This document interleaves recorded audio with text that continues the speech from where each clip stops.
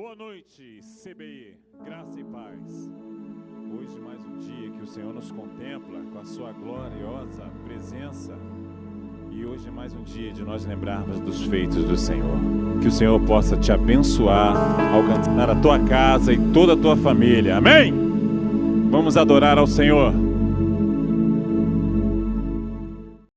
Abra os portais, Senhor.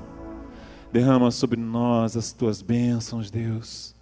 Traga sobre o Brasil a cura, a restauração, o renovo. Abençoe o teu povo, Deus. Clamamos por ti, clamamos por mais de ti. Deus, nós te adoramos. Nós te adoramos e exaltamos ao Senhor. Reconhecemos que tu és bom, que tu és único, Senhor. Venha sobre nós, venha sobre o teu povo. O teu povo que clama por ti, Deus. Aleluia.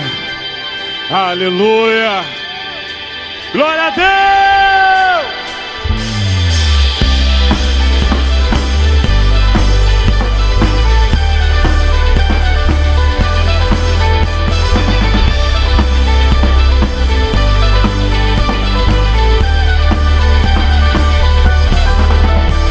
O dia vem, espero em ti. Minha alma acorda e canta a tua canção. Contemplo as obras de tuas mãos e sei que o melhor está por vir. Há mais por vir. Abra os portais e deixa a glória descer. Abra os corações pra glória fluir.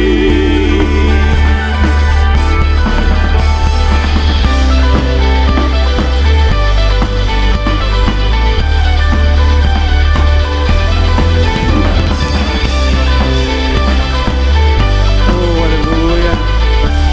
Tu és santo, Deus, tua presença está em nós. Sons de vitória quebram as prisões e muda tudo aqui. Abra os portais e deixa a glória descer. Abra os corações pra glória fluir. Abra os portais. Abra os portais e deixa a glória descer. Abra os corações pra glória fluir. Transborde aqui, Deus. Transborde aqui. Nada toma o teu lugar. Faz teu querer. Nada toma o teu lugar.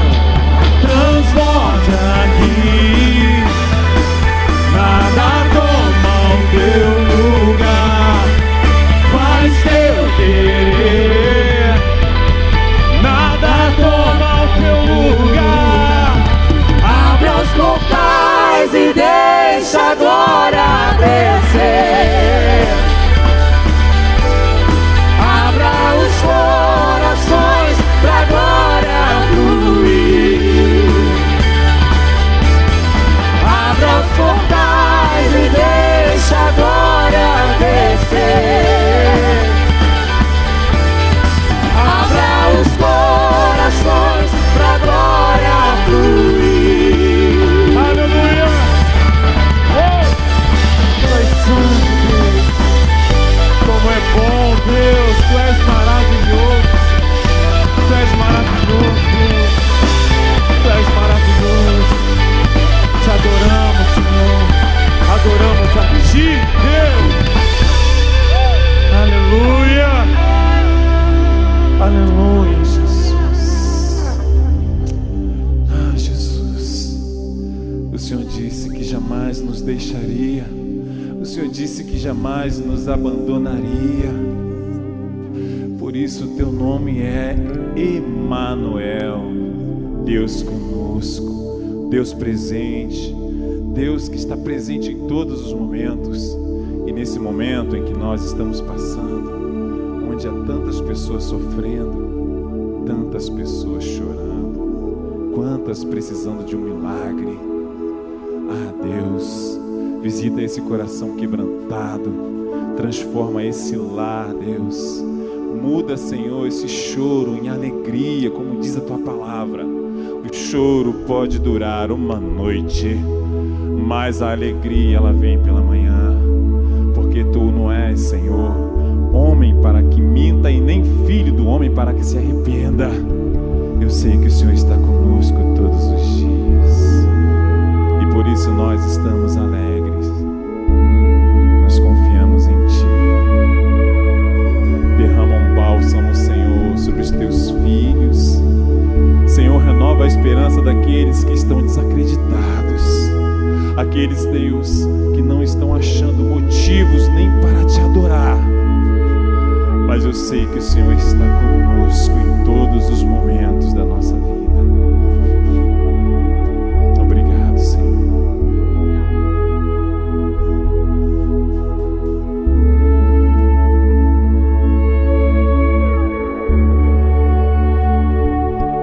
Deus conosco, Deus sempre presente, meu amigo eterno e inseparável, o Criador que se vestiu da criação, Emanuel.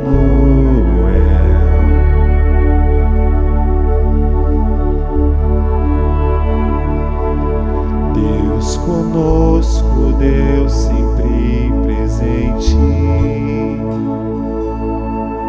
meu amigo eterno e inseparável,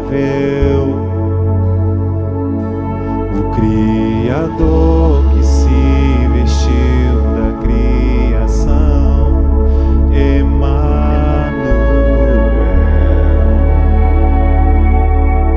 As mãos.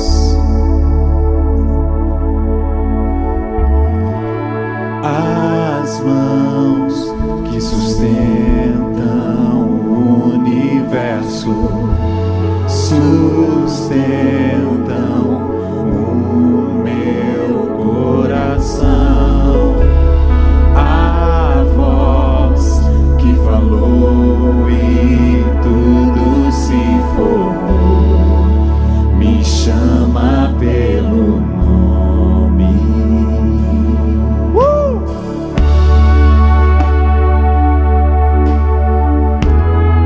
Aleluia, aleluia, Deus.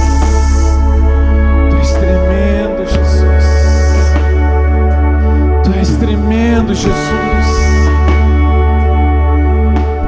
Tu és maravilhoso, Deus. Bendizemos a Ti, Senhor. Bendizemos o Teu santo nome, Deus. Louvar-te-ei em todo tempo, Senhor. Louvar-te-ei em todo tempo. Em todo tempo adorarei, porque eu sei em quem tenho crido. Deus conosco, Deus sempre presente,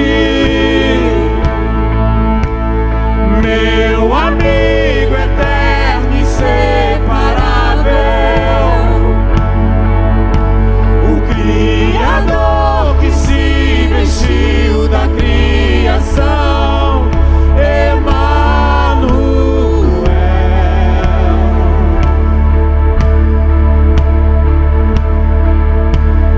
Deus conosco, Deus sempre presente, meu amigo eterno e inseparável,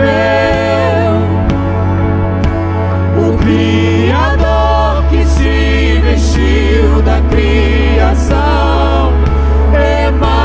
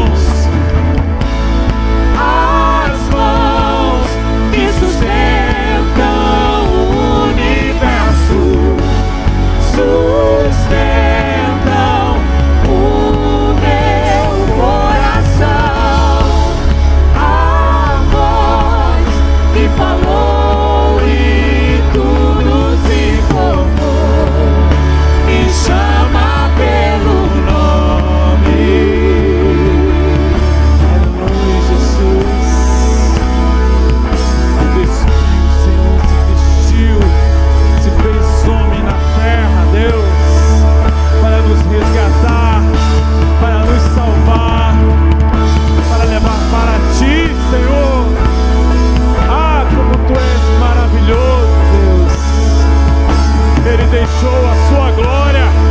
Ele deixou a sua glória. Deixou sua glória, se esvaziou, se tornou servo, se humilhou. Nele estava A vida, e a vida era a luz dos homens. venceu a morte. Venceu a morte. Ele ressuscitou. Ele deixou sua glória. Deixou sua glória, se esvaziou, se tornou servo, Se humilhou. humilhou. Nele estava a vida. Estava a vida, Ele é a e a luz vida dos era a homens. luz dos Venceu a homens. morte. Venceu a morte, Ressuscitou. ressuscitou. As mãos que sustentam o universo sustentam o meu coração. A voz que falou e tudo se formou me chama pelo nome. As mãos Que sustentam o universo, sustentam o meu coração.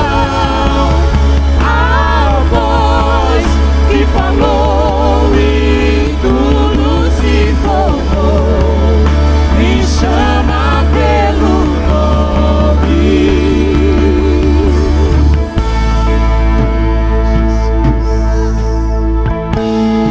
Obrigado, Senhor. Obrigado, Jesus.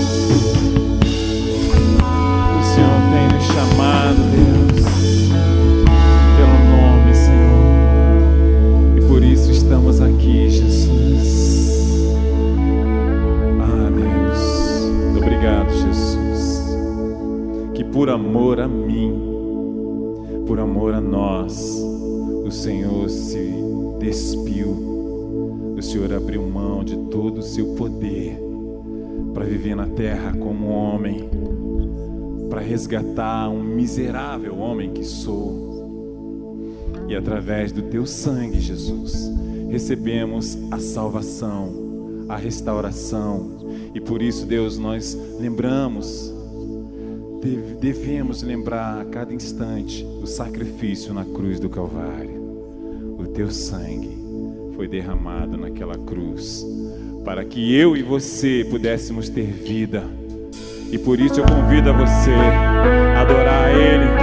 É dia de ceia, é dia de lembrar o sacrifício que Jesus fez por mim e por você. Esse sacrifício não foi em vão, não foi em vão. Você está aqui, você é motivo de glorificar aquele que vive, aquele que reina para todo sempre. Amém. Vamos adorar o Senhor. Teu sonho leva-me além, a todas as alturas, onde ouço a tua voz, fala de tua justiça pela minha vida. Jesus, este é o teu sangue.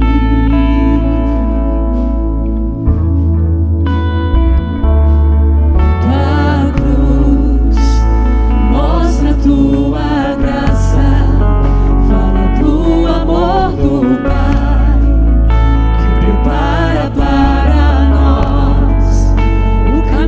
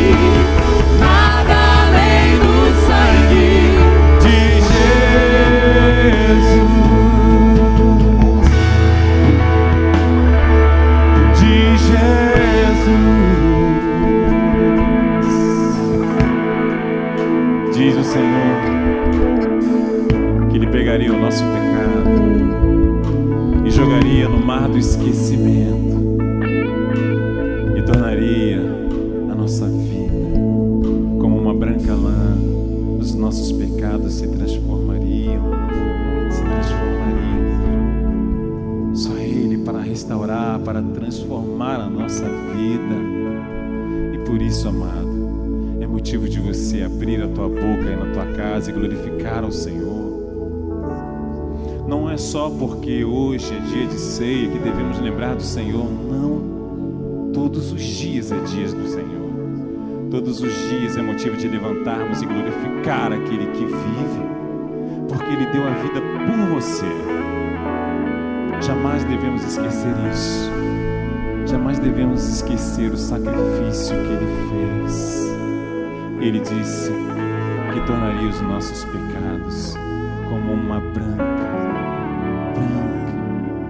E por isso nós devemos dizer: alvos como a neve, alvos como a neve. O Senhor jogará o nosso pecado no mar do esquecimento. Vamos declarar isso? Alvos.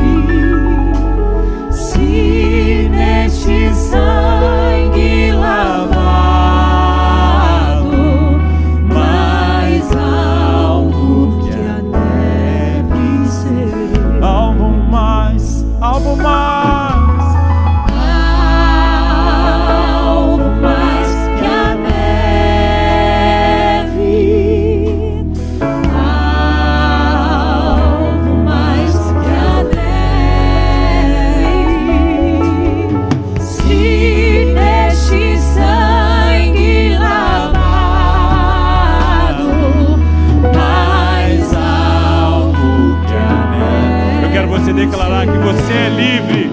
Vamos declarar: eu sou livre.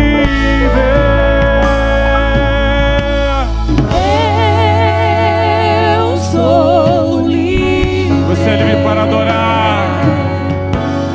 Nada além do sangue, nada além do sangue de Jesus.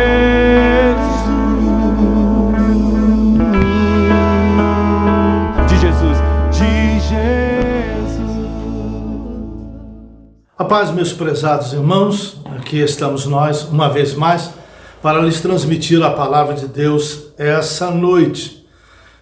Recebemos as ministrações de louvor aí, e antes de eu entrar na palavra propriamente dito, você vai obter agora, para a imagem, você vai ter aí o número das contas da Comunidade Bíblica Internacional.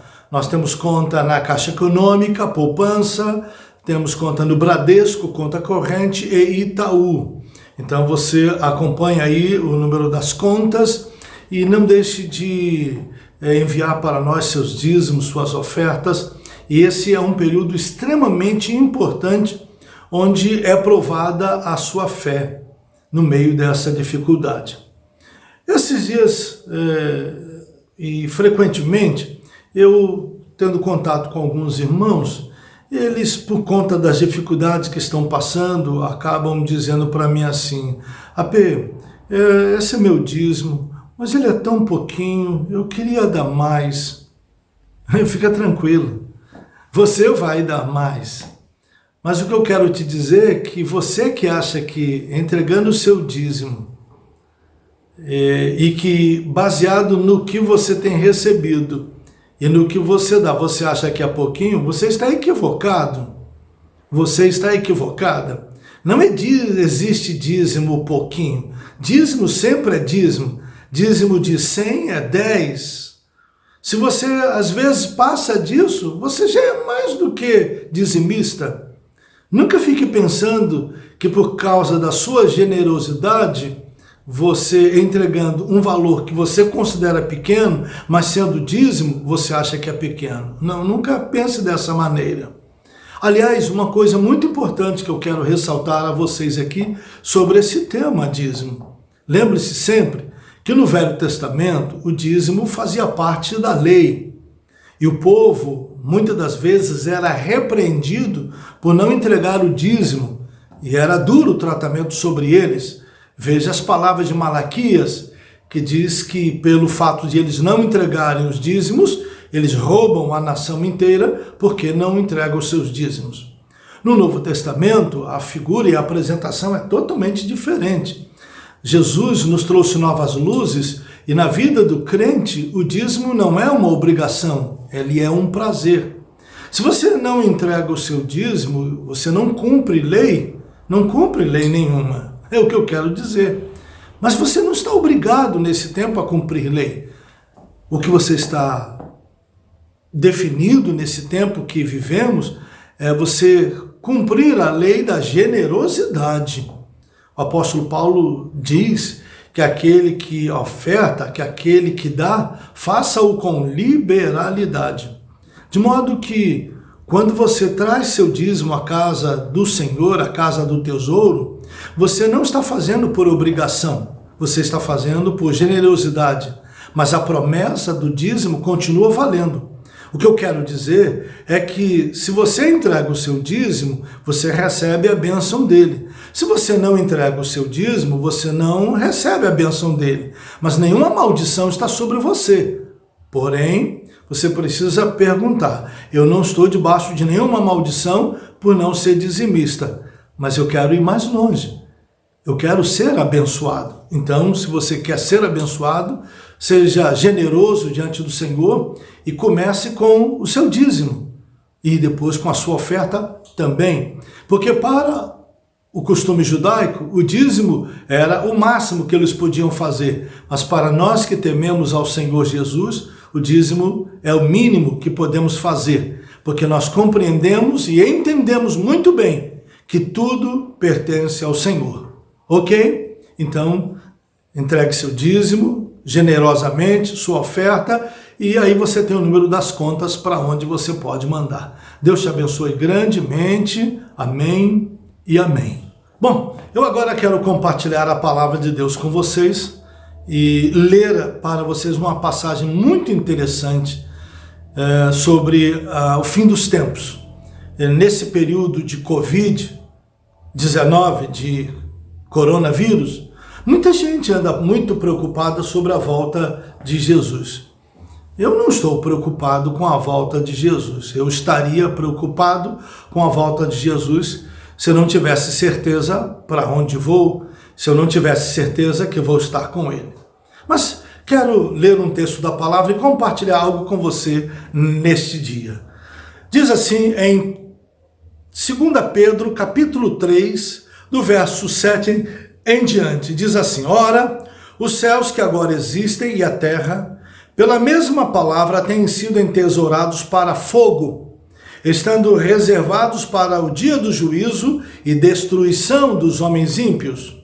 Há, todavia, uma coisa, amados, que não deveis esquecer, que para o Senhor um dia é como 1000 anos, e 1000 anos como um dia.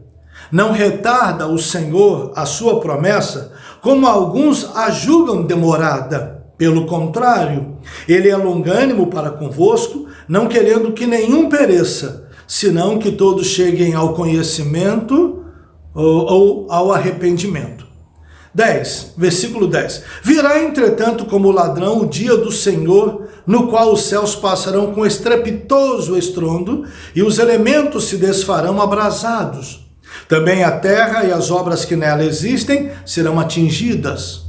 Visto que todas essas coisas hão de ser assim desfeitas, deveis ser tais como os que vivem em santo procedimento e piedade, esperando e apressando a vinda do dia de Deus, por causa do qual os céus incendiados serão desfeitos e os elementos abrasados se derreterão. Nós, porém, segundo a sua promessa, esperamos novos céus e nova terra, nos quais habita justiça. O verso 12 ele é muito interessante, onde Pedro diz que devemos esperar e apressar a vinda do dia de Deus. Nessa carta, Pedro ele é muito interessante nessa afirmação, porque ele, nos versículos anteriores a esse que ele afirma sobre os céus serem desfeitos em fogo, ele contrapõe àquilo que aconteceu no dilúvio, porque Deus prometeu a Noé que essa terra nunca mais seria destruída pelas águas, mas ela vai ser destruída pelo fogo. E Pedro nos fala disto de uma maneira muito forte.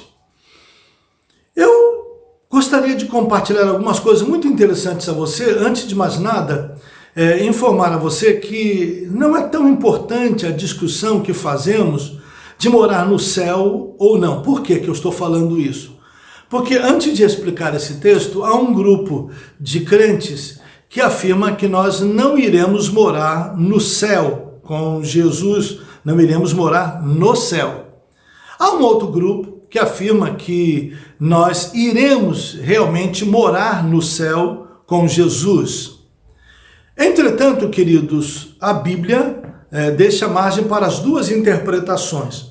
O fato de nós morarmos numa nova terra, no novo céu, essa passagem, a de Apocalipse, falam de coisas semelhantes, e essa passagem corrobora a afirmação de alguns que dizem que nós não viveremos para sempre no céu, ou não viveremos no céu, porque a Bíblia diz que os céus são os céus do Senhor, mas que a terra ele deu aos filhos dos homens.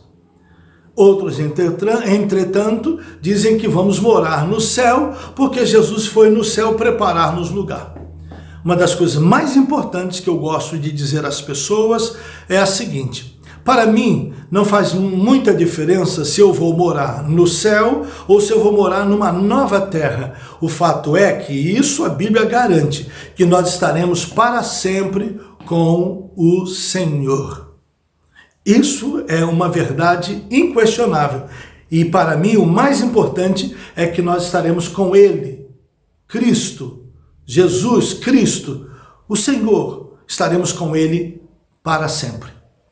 Outra coisa importante que alguns afirmam é que não haverá arrebatamento. Também é um fato muito perigoso dizer que nós não seremos arrebatados, porque o apóstolo Paulo fala disso. Entretanto, alguns dizem que somente o apóstolo Paulo fala sobre o assunto.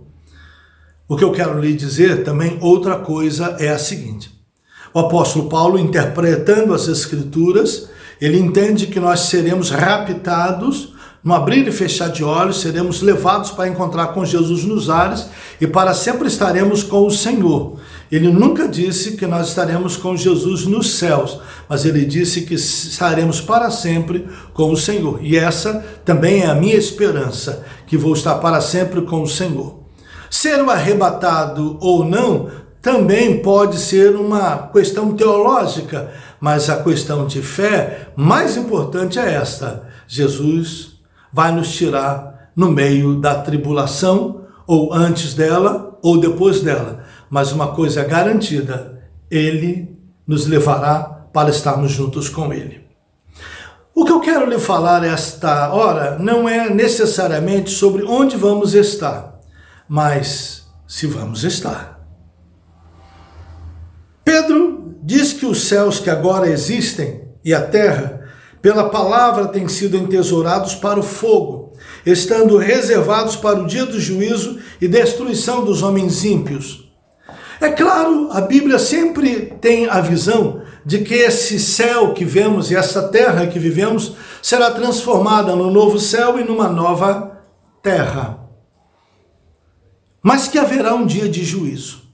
E sobre isso quero lhe falar nesse momento. A Bíblia diz que todos haveremos de comparecer diante do tribunal para prestarmos contas daquilo que fizemos mediante ou por meio do corpo. Entretanto, é importante lembrar algumas coisas importantes.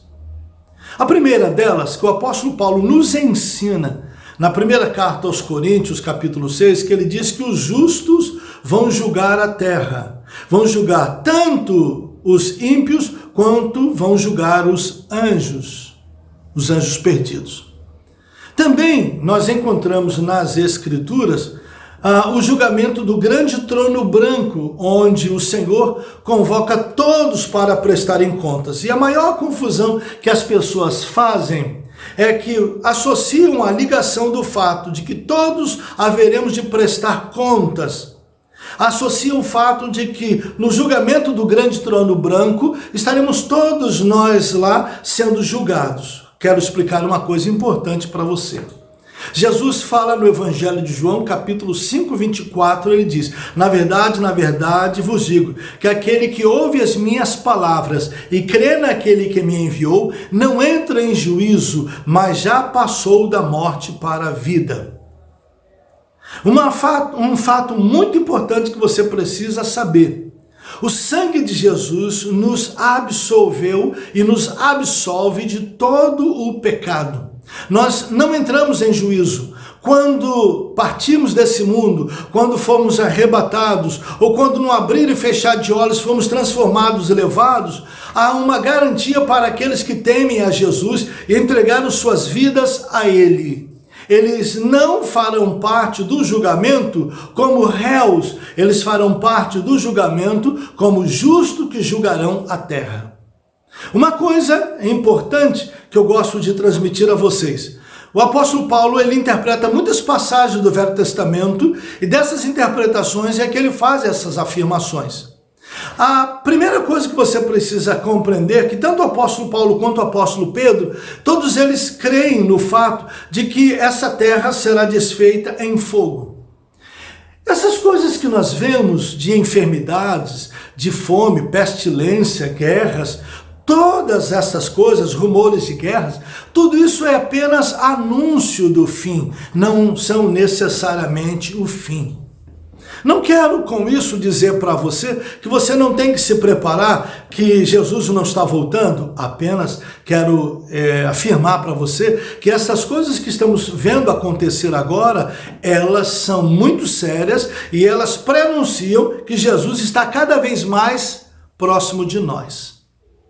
Uma coisa muito importante é que depois dessa circunstância de Covid-19, muitas coisas vão mudar no planeta. A maneira como nós nos relacionamos, a maneira como nós nos conduzimos, a maneira deseducada como nós andamos nas ruas, cuspindo nas pessoas quando falamos, respirando em cima das pessoas, essas coisas vão mudar e muito.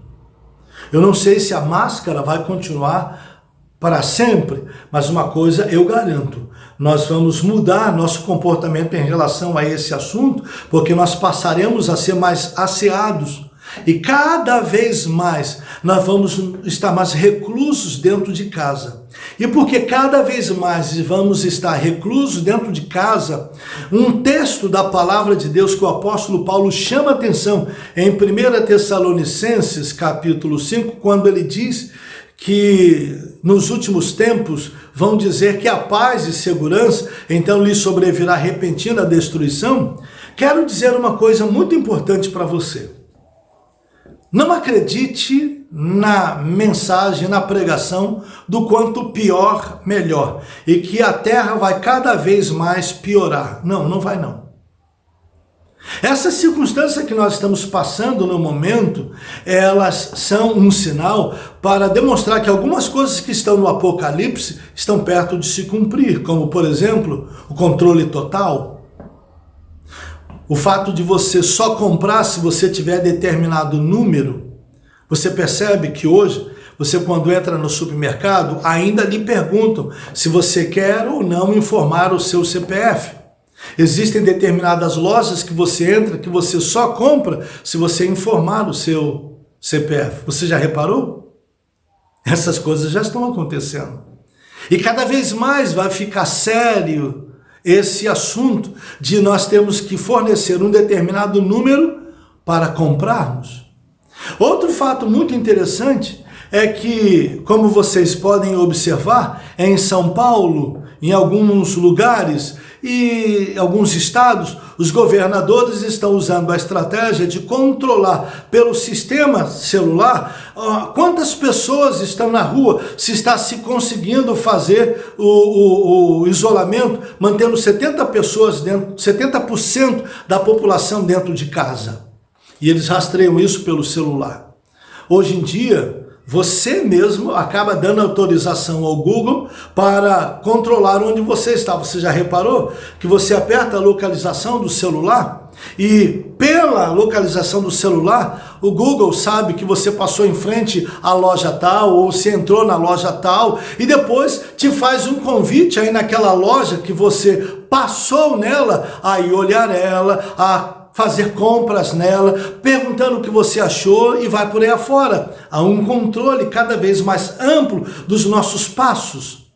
Hoje em dia, por exemplo, minha esposa e eu, por uma questão de segurança, ela sabe onde eu estou pela localização do meu celular e eu, por conseguinte, sei onde ela está. Minha filha sabe onde o marido dela está, não para vigiá-lo, mas por causa do trabalho dele, ela precisa saber onde ele está, a fim de poder ele ter segurança de que alguém está orando por ele, vigiando ele, para se alguma coisa acontecer, saber para onde foi. Então, de alguma maneira, há cada vez mais um controle total e vai chegar um ponto onde realmente alguma coisa vai ser colocada em nossa mão e nós só conseguiremos comprar ou fazer coisas com aquilo em nossas mãos. Quero lhe dar uma péssima notícia. Esse assunto de colocar o chip na mão ou alguma coisa que nos identifique, inevitavelmente isso vai acontecer. Isso já é uma realidade, estudos sérios já são feitos sobre o assunto e eles querem nos controlar sabendo onde nós estamos. Atualmente, nós estamos proibidos de certo modo de ir e vir, ou estamos vigiados o tempo inteiro pelo governo do Estado, parece até comunismo. Pois bem, senhores, todas estas coisas que estão acontecendo, Apocalipse previu, João previu, e elas estão acontecendo hoje, em nossos dias. Então, se elas estão acontecendo em nossos dias, nada mais sério do que um aviso de que o fim está chegando. Por outro lado, você já viu filmes de catástrofe? Você já viu. E deixa eu falar uma coisa muito séria a você. Você acha que se os governos souberem que vem um asteroide chocar-se contra a Terra, você acha que essa informação vai chegar a todos nós? Você acha que nós iremos saber? Se esse texto de Pedro anunciando que o fim dos tempos será com os elementos da Terra se desfazendo em fogo como resultado de um autoaquecimento do planeta ou de um choque de um asteroide ou sei lá o que vai se chocar aqui, você acha que eles vão deixar que nós saibamos? Acha que haverá democracia nesse sentido? Suspeito que não. Então, o que eu quero dizer para você nesse momento? Pedro está nos chamando a atenção que vem um dia do juízo, onde os ímpios comparecerão diante do tribunal de Cristo.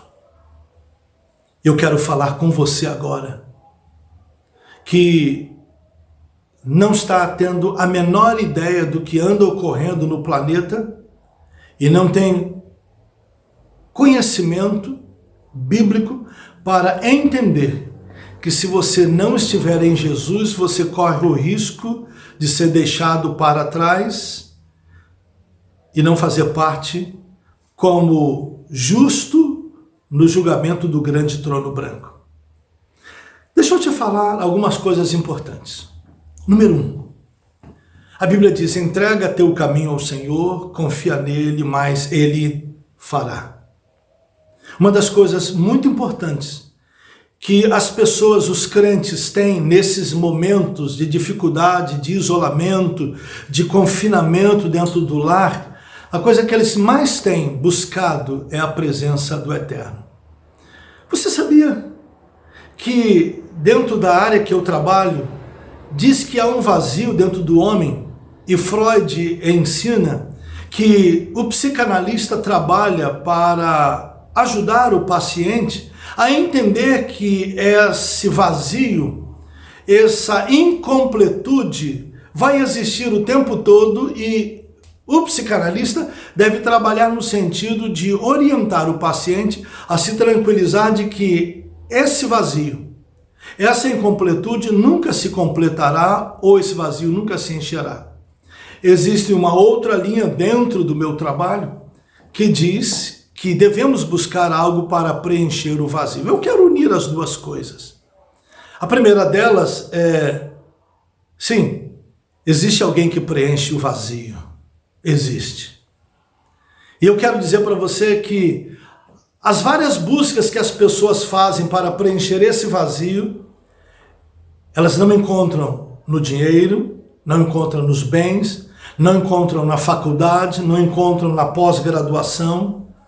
Elas só podem encontrar isso na pessoa de Deus. Ele é a resposta para as nossas perguntas.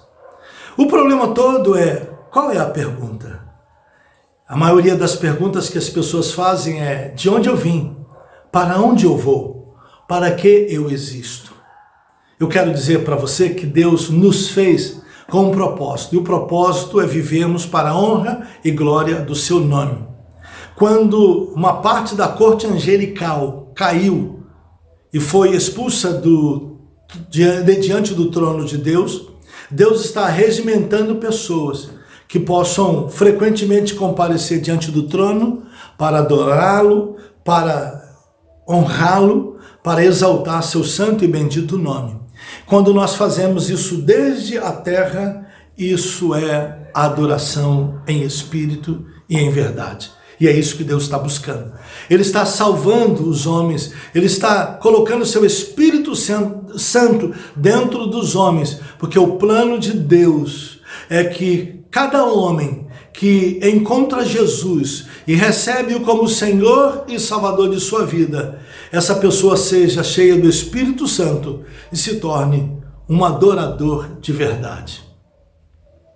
Pois bem, o que eu quero dizer para você é que vem um tempo de juízo por aí. Mas se você estiver em Jesus, você não vai passar pelo juízo. Porque se alguém está em Cristo, nova criatura é, as coisas velhas se passaram, tudo se fez novo.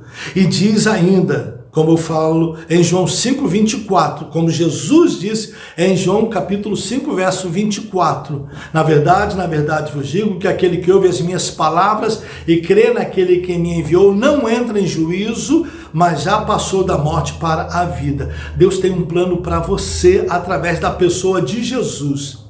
E o plano que ele tem não é que você participe do juízo e nem participe do grande trono branco como julgado, mas participe como justo que julgará a terra. Esse texto, Pedro nos chama a atenção: há todavia uma coisa, amados, que não deveis esquecer, que para o Senhor um dia é como 1000 anos e 1000 anos como um dia. Uma das coisas muito importantes que nós podemos e precisamos entender, que a volta de Jesus, ainda que seja por daqui a 1000 anos, para Deus, isso é como um dia. E um dia para nós também é para Deus como 1000 anos. Ou seja, Jesus pode voltar amanhã, daqui a pouco, antes que eu termine a pregação, escutamos um estrondo e Jesus está aí às portas. Bom, o fato é que como nós não sabemos o que são 1000 anos e o que é um dia diante dos olhos de Deus, a melhor coisa que você tem que fazer é, enquanto está vivo agora, estar preparado para a volta de Jesus. E Pedro chama a atenção a esse fato. Ele diz: visto que todas essas coisas hão de ser assim desfeitas, deveis ser tais como os que vivem em santo procedimento e piedade. O que é santo procedimento? A palavra santo nem sempre quer dizer ausência de pecado. Santo, muitas das vezes, na maioria das vezes, quer dizer apenas separado. Não tem jeito. Quando você entrega a vida a Jesus para servi-lo como Senhor e adorá-lo como seu Salvador, você não pode mais fazer as mesmas coisas que você fazia antes, nem conviver com as mesmas pessoas pecadoras que você vivia antes. Sei que é ruim dizer isso a você. Se você vivia nas drogas, cheirando cocaína, fumando maconha, ao entregar a vida a Jesus, você não pode mais andar com essas pessoas. O máximo que você pode fazer é tornar-se uma testemunha para elas, mas não andar mais com elas. Se você antes vivia na bebedice, se você vivia até tarde da noite bebendo, chegando em casa embriagado com os seus supostos amigos, você precisa mudar de vida e deixar de fazer isso. Uma outra coisa muito importante. A palavra de Deus nos ensina no Salmo número 1, bem-aventurado o varão que não anda segundo o conselho dos ímpios, nem se detém no caminho dos pecadores, nem se assenta na roda dos escarnecedores. Olha, uma das coisas importantes que você não pode fazer parte é assentar-se com as pessoas que começam a discutir assunto e falar mal da vida de crente, mal da vida de pastor, falar mal da vida da igreja, difamar determinadas coisas que acontecem na casa de Deus.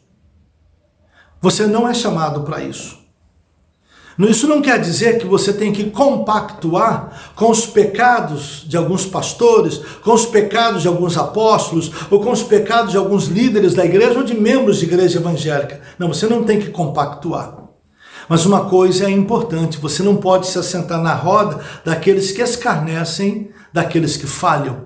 Você precisa estar sentado junto com aqueles que buscam justiça, porque aqueles que têm fome e sede de justiça, eles serão fartos. Tome uma decisão importante. Você precisa se separar, porque santo procedimento são atitudes que você vai começar a tomar que demonstra que você está separado das contaminações do mundo. Você antes envolvido no meio das drogas não está mais. Antes no meio da bebedice não está mais. Antes no meio das chocarrices não está mais. Antes no meio da prostituição não está mais. Antes no meio da safadeza e da mentirada não está mais. Porque você agora começou um processo de afastamento de todas estas coisas. Filho, deixa eu te dizer uma coisa, o cristianismo, ele é a contramão de tudo aquilo que o mundo faz. O mundo está caminhando numa direção, dentro de um caminho largo, espaçoso, que conduz à perdição. E você está indo no sentido contrário. Nós somos a contracultura. Essa é uma das razões importantíssimas, porque que no Brasil hoje, os evangélicos e os crentes são muito atacados. Porque nós falamos tudo contra aquilo que o sistema progressista diz. O sistema progressista defende o aborto como coisa qualquer. Nós não pregamos o aborto. O sistema por aí diz determinadas coisas e eles protegem o crime, protegem os ladrões, protegem os maus elementos. Nós buscamos justiça, temos fome e sede de justiça. O sistema progressista, ele defende que as drogas devem ser liberadas. Nós defendemos que o homem não pode viver sob o império das drogas. O sistema progressista, ele é mentiroso. E tudo aquilo que é retidão, tudo aquilo que você procura fazer que é correto, o sistema progressista diz que você está errado. É impressionante como hoje em dia falar a verdade e viver o que é certo é que é errado. Falar a verdade é que é mentira. Porque a verdade hoje em dia é falar mentira. E o certo hoje é fazer as coisas erradas. Com todo respeito, eu não consigo compreender como que uma mídia para ouvir um criminoso e a opinião dele sobre determinadas coisas. Você imagine agora se os jornais começassem a entrevistar Fernandinho Beiramar, Marcola e alguns outros criminosos importantes na cadeia para saber qual a opinião deles na cadeia, ou qual a opinião deles sobre o Brasil e sobre a política, estando eles na cadeia. Pois é isso que fazem com o ex-presidente, que é condenado em 2 processos. Em todos os 2 ele já foi condenado em 2 instâncias. E por mais que ele diga que ele não fez aquilo, todas as provas demonstram que ele é culpado. Ele é o único que diz que ele não fez, quando a situação e o status quo dele demonstram nitidamente, há provas contundentes em ambos os processos que demonstram que ele é culpado. E por isso ele foi condenado. Ele não foi condenado só na primeira instância por um juiz, foi condenado na segunda instância. E num desses processos, ele foi condenado até por mais de 3 juízes, porque ele já foi condenado na terceira instância. E ainda os jornais param para ouvir esse criminoso. Esse é o sistema do mundo. Agora, o sistema do mundo, se uma pessoa é honesta e fala às vezes até algumas coisas muito duras, essa pessoa não merece ser ouvida. Mesmo que ela não seja corrupta, mesmo que ela não engane, mesmo que ela seja extremamente honesta, tão honesta que às vezes fere as pessoas. O que eu estou chamando a atenção a você é que esse é o sistema do mundo hoje. Esse é o sistema ímpio que governa o mundo hoje.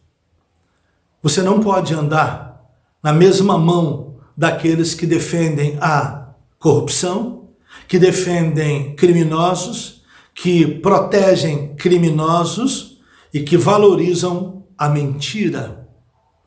Você nasceu para andar com um procedimento santo, separado dessas coisas. A outra palavra que diz aqui, Pedro, é que devemos andar em piedade. Muita gente interpreta piedade no sentido daquele que gosta de levar comida para os necessitados, de atender aqueles que passam dificuldades. Olha, embora nós usamos que ter piedade das pessoas seja isso, mas não é esse o verdadeiro significado da palavra piedade. Uma pessoa piedosa ou um pio, vamos dizer assim, é uma pessoa que é tão comprometida com as coisas de Deus que leva as coisas de Deus muito a sério. Isso que quer dizer pio, piedoso e piedade. A piedade é o compromisso que uma pessoa tem de fazer as coisas de Deus a sério. Um piedoso é que é comprometido com as verdades da fé que ele tem.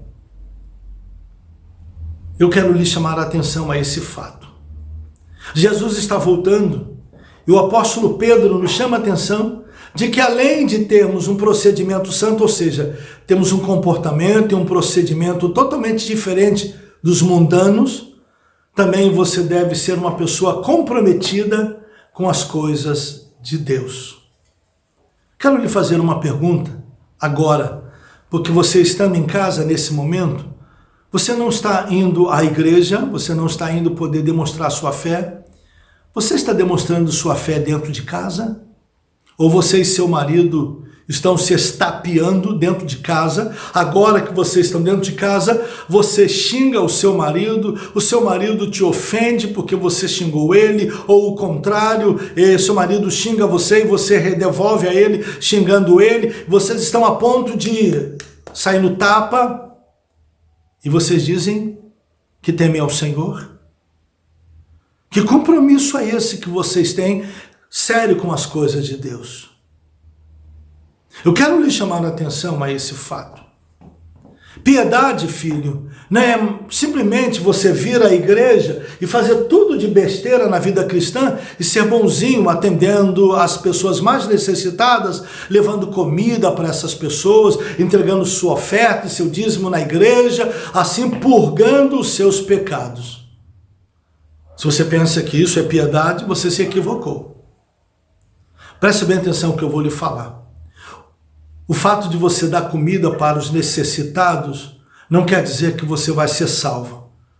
Porque a Bíblia diz que pela fé somos salvos e ela não vem das obras para que ninguém se glorie. Porque fomos criados em Cristo Jesus para as boas obras, as quais Deus preparou de antemão para que andássemos nelas. Fazer boas obras e supostamente ser bonzinho não é uma virtude. É minha e sua obrigação. Quando você ajuda uma pessoa a atravessar a rua, um cego, um idoso, você pode se sentir muito bem quando faz isso, mas você está fazendo apenas sua obrigação. Nós fomos feitos para ser generosos, fomos feitos para ser bons. Por isso que quando Deus acabou de fazer homem e mulher, no sexto dia Deus olhou e viu que tudo era muito bom, porque o ser humano estava inserido lá no sexto dia.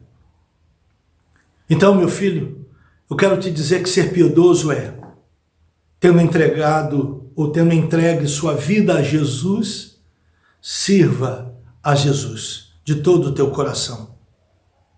Se você entregou sua vida a Jesus, não se afaste da palavra de Deus e nem ela se afaste da sua boca. Não pare de orar. O apóstolo Paulo ensina: orai sem cessar. Em todos os evangelhos, Jesus nos incentiva a orar, e no evangelho de Lucas, ele é um exemplo de vida de oração. Em todo o tempo, os homens de Deus do Velho Testamento, os homens de Deus do Novo Testamento, tinham compromisso de orar. A carta aos Hebreus diz que quando nós buscamos a Deus, nós cremos que Ele existe e que Ele é galardoador dos que o buscam. Diz então que é preciso, para comparecer em oração, crer que Ele existe. E você crê que Deus existe, então você precisa buscá-lo. E diz Hebreus que Deus é galardoador, Deus é presenteador, Deus é recompensador daqueles que o buscam. Busca o Senhor. Além disso, quero terminar falando para você 3 coisas. Jesus ensina na carta, no Evangelho de Marcos, capítulo 9. Jesus disse que se teu olho te escandaliza, corta-o. É melhor entrares na vida sem um olho do que tendo 2 olhos seres lançado no inferno. Se a tua mão te escandaliza, corta-a. Melhor é que entres na vida sem uma mão do que tendo 2 mãos seres lançado no inferno. E ele termina dizendo: se o teu pé te escandaliza, o corta-o. É melhor entrar na vida sem um dos pés do que tendo 2 pés seres lançado no inferno, onde o seu bicho não morre e o fogo nunca se apaga. Quando Jesus estava falando disto, ele não estava mandando você arrancar seu olho, se mutilar. Ele não estava mandando você passar no serrote no seu braço e cortar sua mão fora, nem tampouco mandando você cortar o pé. É muito claro que Jesus está dizendo para nós que você deve tomar muito cuidado com o que você vê. Você sabia? Muita gente está andando deprimida, muita gente está se sentindo derrotada, muita gente está apavorado com o Covid, porque fica pregado em alguns canais de televisão que só informa a desgraça. Olha, faz tempos que eu não vejo uma determinada televisão, para eu não ser contaminado na minha mente. Eu estou sabendo de quantas pessoas já morreram de ontem para hoje, mas também estou sabendo de quantas pessoas foram curadas e estão bem. Enquanto eu estou falando para você aqui, Meu coração está sentido, porque em nossa família nós perdemos um sobrinho muito amado e o perdemos para o Covid. Sim, não está fazendo exceção. Mas isso não quer dizer que eu vou viver alarmado, eu vou viver apavorado. Porque existem muito mais pessoas curadas. Meu sobrinho, infelizmente, é um número somado aos que partiram por conta dessa pandemia. Mas eu conheço muita gente que foi curada após a pandemia. Conheço muitos. Talvez meu sobrinho que temia o Senhor, quem sabe ele, num instante, Deus mostrou para ele o outro lado da vida. E ele disse, para lá eu não volto. Faz algum tempo atrás, eu tive um pastor muito amigo meu. Ele entrou em coma por conta de um problema logo após a cirurgia que ele sofreu. E eu disse para a filha dele, que é membro de nossa igreja, eu disse para ela, olha, se o teu pai, conheço ele, se ele vir o outro lado da vida, teu pai não vai voltar. Graças a Deus que ele voltou, e graças a Deus que ele também poderia ter morrido. Mas quando ele voltou, eu perguntei a ele, fulano, o que é que você viu? Ele disse, eu não vi nada.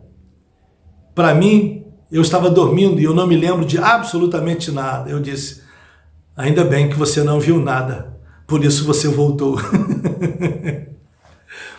Mas eu quero chamar a atenção para você numa coisa. Tome muito cuidado com o que você lê, com o que você vê, onde estão postos os teus olhos. A Bíblia diz que os olhos são as janelas da alma. Jesus disse para você tomar cuidado com as suas mãos. Toma cuidado com o que você anda fazendo, meu filho. Procure fazer o bem enquanto há tempo. Mude o seu sistema de vida. Melhore um pouco o que você é. Busque a Deus. Deus vai te ajudar a tomar atitudes corretas. Você que anda brigando com a mulher em casa, você que anda brigando com o marido, vocês que estão se estapeando dentro de casa e dizem temer ao Senhor, preste atenção no que vocês andam fazendo na frente de seus filhos. Preste atenção no que vocês andam fazendo diante de Deus e dos anjos de Deus. A terceira coisa, Jesus, quando manda cortar o pé, ele não está dizendo literalmente para você tirar o pé, ele está dizendo, cuidado com os lugares que você frequenta. Cuidado onde você vai. Cuidado onde você entra. Eu não estou falando para você não entrar na casa de algumas pessoas. Seus pés são abençoados, seus pés são santos. A Bíblia diz, quão formosos os pés dos que anunciam boas novas, dos que anunciam a paz. Não tenha medo de entrar na casa de um ímpio para testemunhar de Jesus. Ainda bem que o Covid está impedindo alguns crentes de estarem dentro de boate, dentro de reis do bacalhau e dentro de noitadas. Conheço muitos jovens que se desviaram do Senhor Jesus durante o tempo de carnaval. Conheço muitos que é só ter um baile funk, rolando droga e todo tipo de coisa, que eles estão lá. Porque eles querem encontrar uma garota para se prostituírem e depois voltam para a igreja dizendo que são crentes. Cuidado com os lugares que você frequenta. Agora, durante o Covid, certamente você aliviou a frequência a alguns lugares que você ia antes. Termino, portanto, dizendo ao Senhor, busque ao Eterno. Faça um hábito de manhã, de tarde e de noite buscar ao Senhor. Ou então você pode fazer como eu e Dona Osiane. Nós oramos o dia inteiro. Sim, o tempo todo eu estou em oração, orando no Espírito. Se você é pentecostal, você pode orar em Espírito o tempo todo.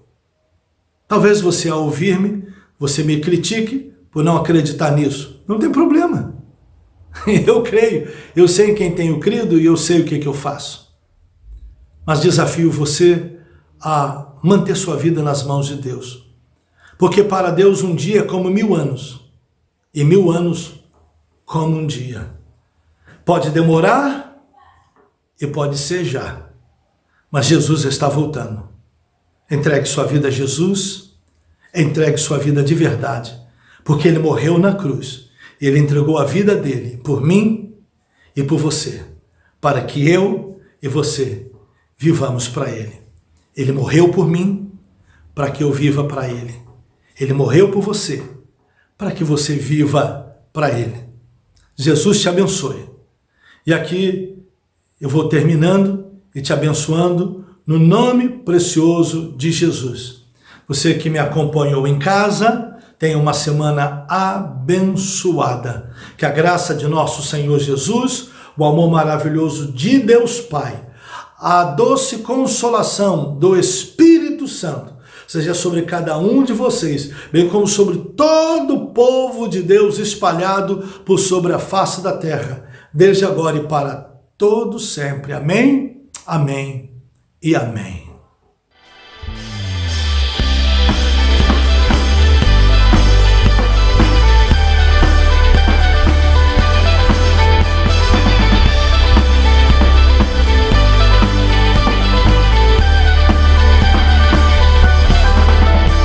O dia vem, espero em ti. Minha alma acorda e canta a tua canção. Contemplo as obras de tuas mãos e sei que o melhor está por vir.